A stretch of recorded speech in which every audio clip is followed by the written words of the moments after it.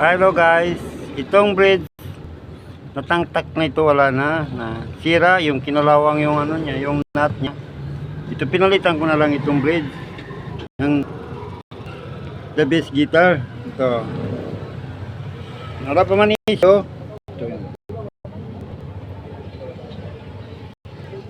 Pati yung plastic niya dito nawala na lahat. Yun.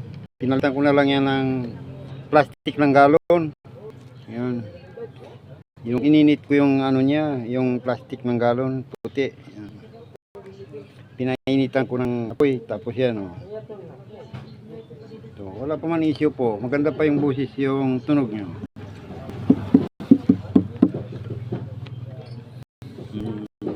Tapos lang po yung kutsilyo lang at saka kutsilyo lang pinaggawa ko yung at saka yung wala ako gamit. Ito lang, kutsilyo lang, pati yung anong tawag yun?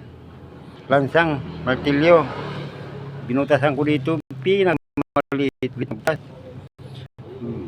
Kala ko, bago ko binutasan, buo pa yan, buo pa yung bridge niya, bago ko binutasan. Kasi pag binutasan mo maliit na mabibiyak. Binutasan ko dito, bago ko binutasan, buo pa yan, malaki pa yung bridge niya, kinat ko na lang.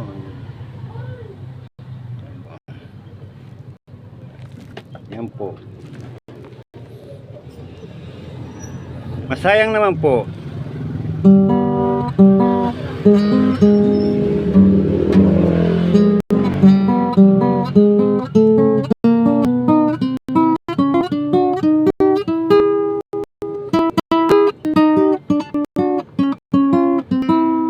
Ayan po ang taas ng string niya oh. Mas mababa pa kaysa kay ma'am. Yan.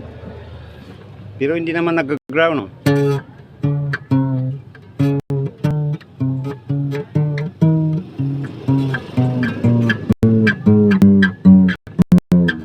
Wala namang ground.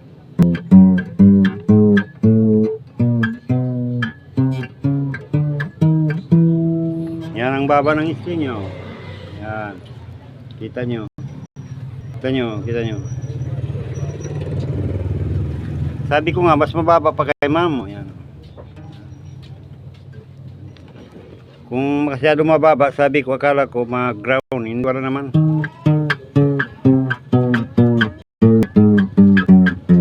Kasi bago ko yung nilagay yung string, bago ko ito, ilaro ko muna. Nilabel ko muna yung plate niya, bawat isa.